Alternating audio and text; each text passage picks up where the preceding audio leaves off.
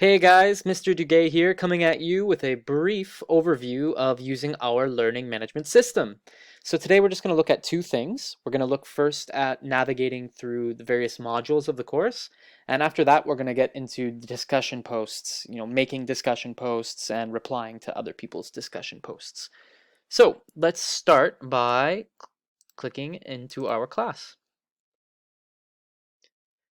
So now that we're in our course homepage, you can see there's a taskbar on top with tons of different options.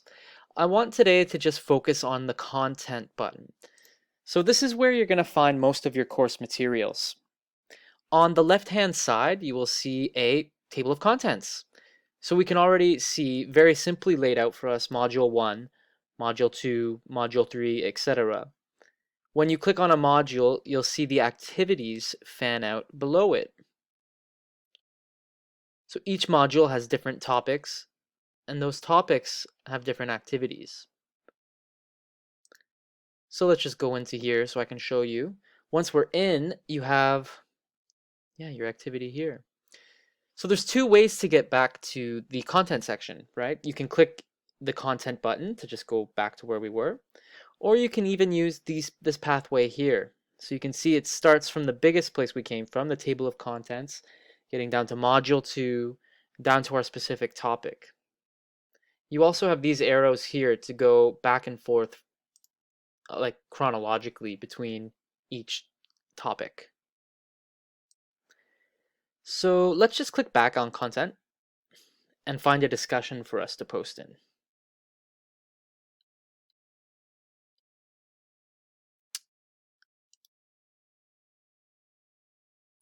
All right, so we are in the discussion section for perceptions of e-learning. So once here, you can find your instructions for that topic, and then this blue button here to start a new thread.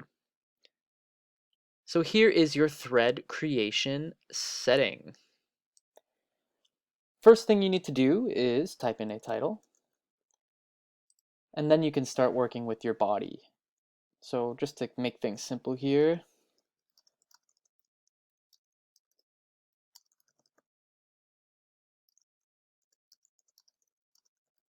perfect. Okay, so in the discussion tabs, you'll find just standard word processor stuff that you'll find in Microsoft Word or Google Docs. I'm sure you're familiar with, like bolding, indenting. You can turn this into bullet points.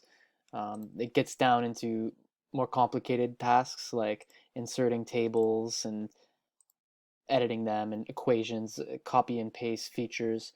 There's lots of standard word processing stuff. Oh, what happened? Okay, dogs. Good. But where it becomes interesting and will be useful for this course specifically is the insertion in options right here. So if you click on these, you can find more options come up for, recording a video for your response or inserting a YouTube link into your tasks. So explore these options here and see just what's capable, or what onQ is capable of. Here we have add a file, right? If you want to attach a document of sorts you can upload it from your computer or other source, right? Other sources being like a URL, if you have access to that. So yeah, take your time and explore the options. Try and push the system to the limits, use it for what it can do. And that would make for a very fulfilling course. So as always, if you have any other questions, let me know. Again, this was a brief overview of the capabilities of our platform. So yeah, play around and show me what you can find. Thanks, guys.